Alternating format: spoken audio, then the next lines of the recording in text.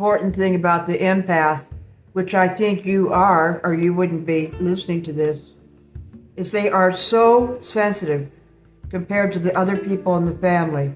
And if they've been abused as a scapegoat, they're able to read a room.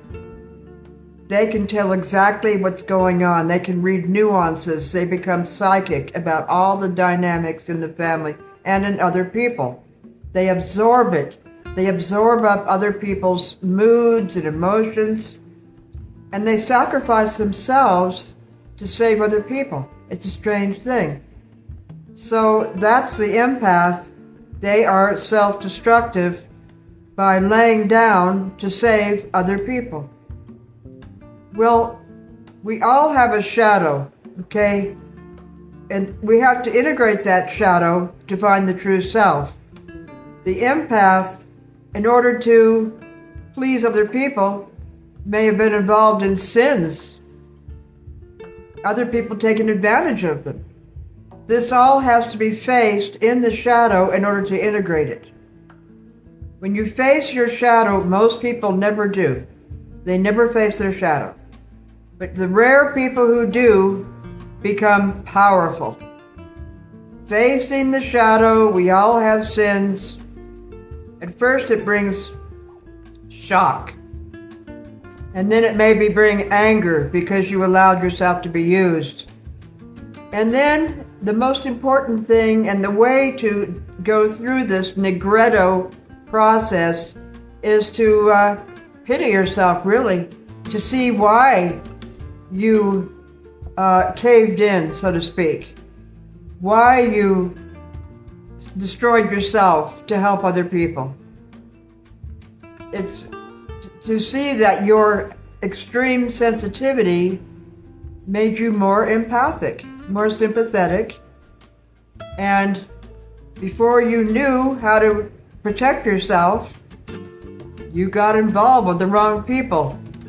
Now, the turning point in an empath's life is when they are betrayed. People betray people who have helped them the most. One thing, it's called angry dependency. A narcissist feels superior. So if somebody helps them, they see that as coming from a superior position and they resent it. And they will destroy that person. The very person who helped them, which they see as a superior position to them, they can't stand that. They think they're superior. They will destroy that person. This is what happens to an empath when they try to help other people. So, feeling some sympathy for yourself, seeing why you were the way you were, that you were extremely sensitive, you were empathic to other people, you took on their troubles, you felt sorry for people when other people couldn't care less. But you had extreme sympathy. That's one way of accepting your shadow. You have to see it in order to integrate it, and the result is power. We want that power. That's the turning point for the empath. And then they're no longer used. That betrayal by somebody you trusted and somebody you helped is a sickening thing. But that is the click in the empath's brain to change them forever. And from that point on, they may be very kind people, but they no longer sacrifice themselves. They're now whole, and people can sense it. The predator can sense it and will stay away. They are now very impressive. They are no longer weak. They are kind, but not weak. That's the turning point, betrayal. Thank God for the betrayal.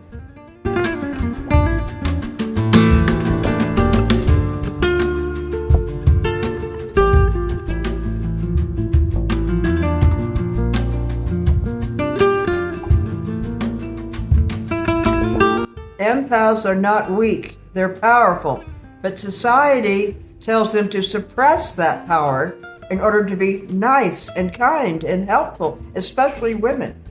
We're told to just give it all, just help everybody, and you're destroyed by it. The empath is not weak, but he has to integrate the shadow to get the power, that click in the brain where he's no longer used.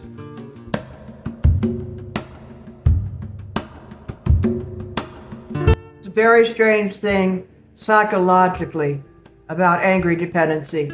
The more you help somebody, they think, if they're a narcissist, they think, oh, you're superior.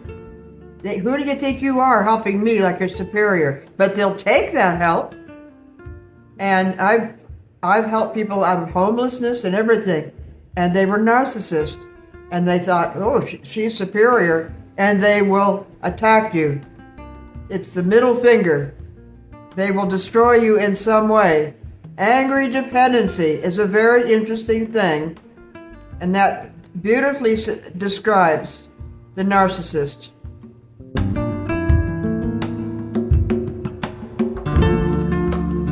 Now, the early life of the empath, extremely sensitive, probably misjudged by the family, absorbing their emotions, not making waves, okay? It's a very sad thing because they could be very depressed. Why? Because the world is cruel and they're picking up on everything. They may have extreme empathy for animals and children, things that other people don't feel. So in their sadness and in their emotional heartbreak, they will attach themselves to bad people, not knowing any better. Somebody save me. Somebody take care of me. And, charmers, evil charmers will lure you in with love bombing. I'll take care of you, yeah. I'll take care of it. I'll love you when nobody else will. And they can get involved with very evil people that way. Empaths, when they integrate the shadow, they have to also eat crow about all the bad people they got involved with out of the need for attachment. Before they knew God, before they depended on God, they were trying to find people. So that's one more thing they have to make gold on. This person, that person, evil people they attach to. That's our first obstruction. It's a sin. Sick relationships, bad associations, out of a need for love. And it could be sexual. And that's another thing they have to make gold on. But then the realization of why they did it. Be good to yourself. Realize that you were lovesick, heartsick, heartbroken, betrayed, trying to find love any way you could, giving in to please other people because you didn't have selfhood. You didn't integrate the shadow. Be kind to yourself when making gold. Realize why you were that way, rather than condemning yourself. You can't go through the Negretto stage of facing your shadow, which is crucial to integrating it, if you're going to be condemning yourself. Realize why you were that way. You were ultra sensitive, and you were looking for love.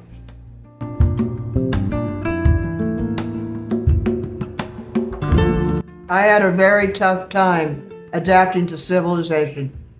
Some people are just better off in the wilderness, where I lived for 26 years in a tiny cabin on 1,000 acres in a ghost town. Some people are just better off that way, just too sensitive to be around people. A lot of people are that way. They ought to be acknowledged.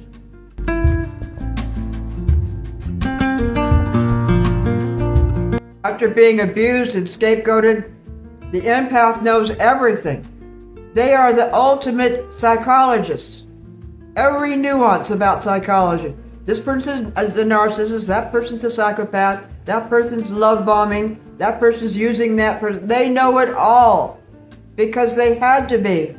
Like a child of an alcoholic at 3 or 4 years old.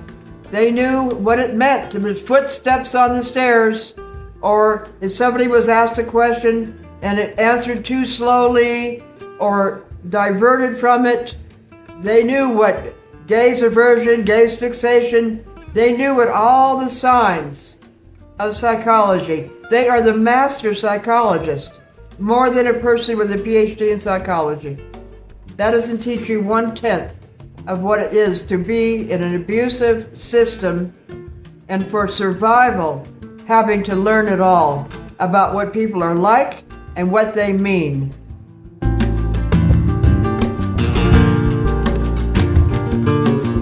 Empath delays worldly success to develop the self. Not the outer success, it's inner success. It takes years. Most are not like that. Most seek worldly success, but they don't develop the self.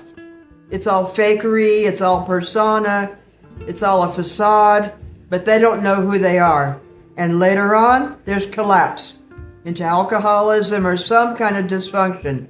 The empath has perfect congruity with the self first, and then success is inevitable later.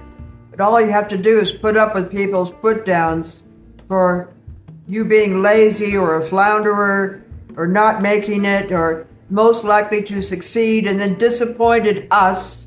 No. They are late bloomers. That is the most rare personalities.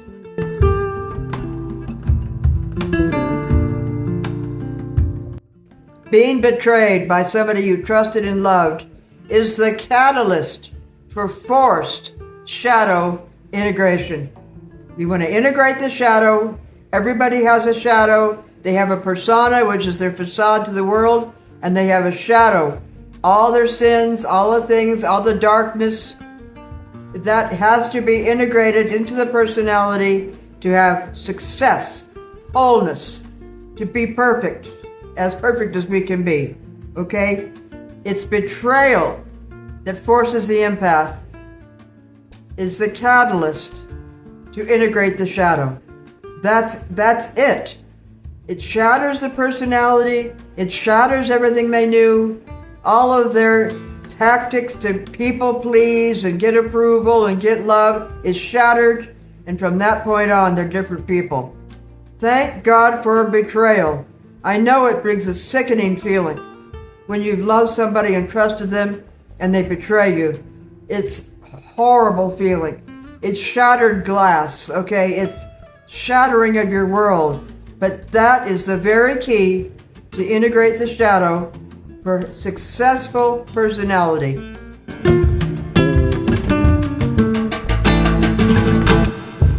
What happens with that is self-love. We need self-love. Not the shallow self-love of the narcissist, but the deep self-respect that refuses to allow people to destroy them, that refuses to participate anymore with things which are degrading and bring the self down. Okay? That's the turning point. Self-respect that refuses to engage in anything like that ever again. That's totally different from self-love of the narcissist. But that's what has to happen with the empath. And then they're kind, they're helpful, but they decide who they're going to help. They don't not just open doors to anybody. Now they're very selective. It's what you call selective empathy.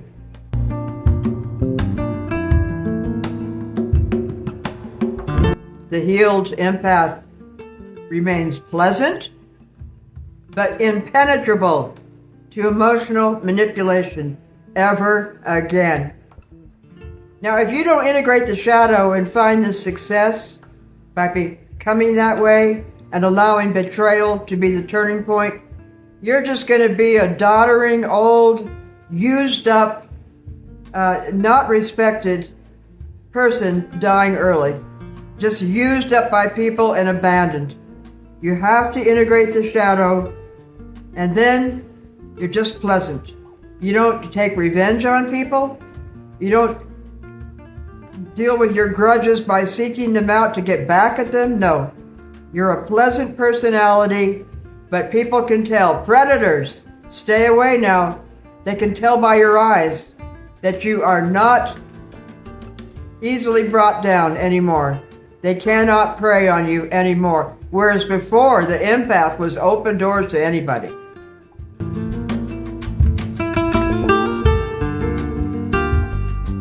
In the workplace, the healed empath now has professional boundaries. It shocks colleagues They can no longer be taken advantage of in the office, to double up on the work, to do all the things that everybody else doesn't want to do. Now they have boundaries. Now they have respect. This can bring hurt to a lot of people if they can't use you anymore. They're shocked. But we want professionalism and boundaries. But be kind.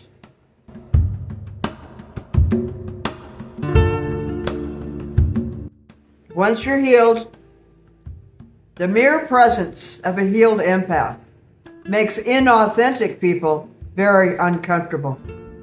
Yeah, they'll run away. Good. Get rid of them. They will know that you can see through them. This will bring ultra respect from people, or it will bring flight. Let them flee.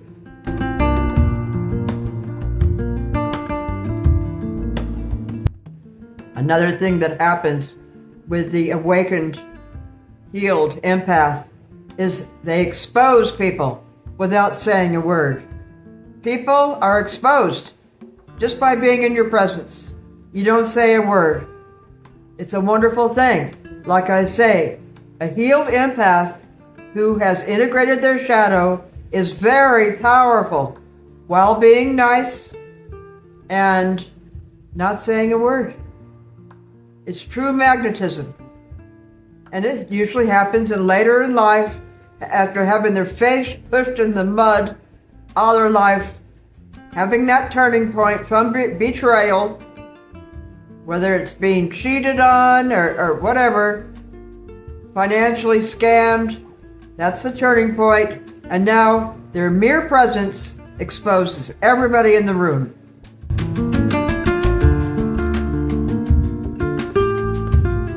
Another result of being healed, an empath, is your time becomes precious.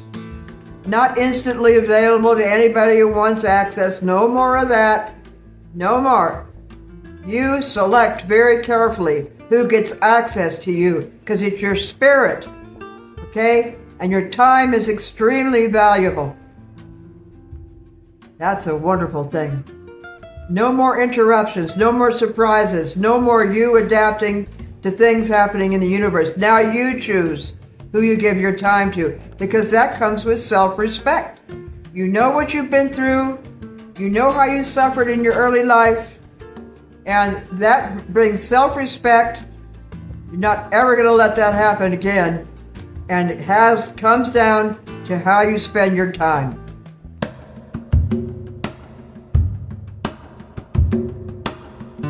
Healed empaths have finally recognized that their empathy was a gift, is a gift, deserving of high walls, boundaries, and direction, self-direction. They respect their gift of extreme sensitivity, the very thing that brought them down in their early life and made them scapegoats in their family, now becomes the greatest gift that deserves, very high walls. And they will not be hurt for a minute. They guard their time and their money and their focus and their energy. Energy conservation.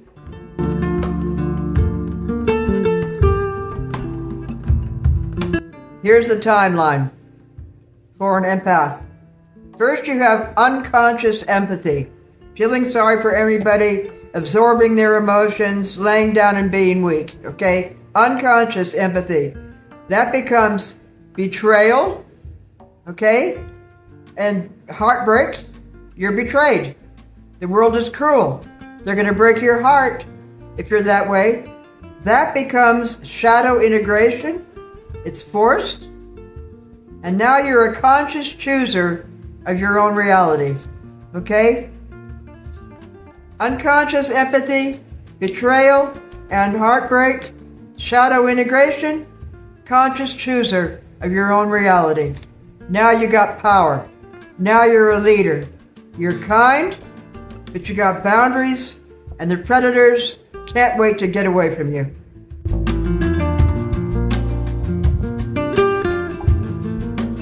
The empath who stops caring, You stop caring.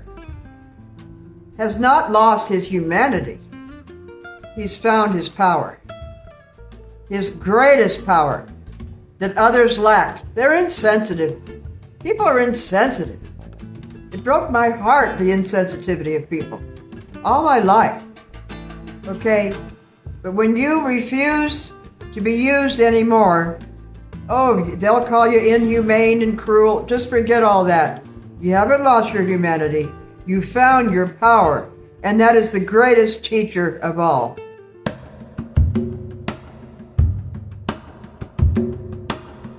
This is what I wrote. Once having made gold.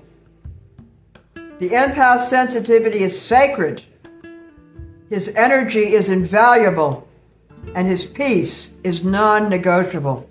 Peace is what we have to maintain. We are peaceful people. We are tranquil. And people get under our skin if we let them, okay? But now we're shrewd. We can see through people, and that will never happen again. Because the gift we've been given is sacred.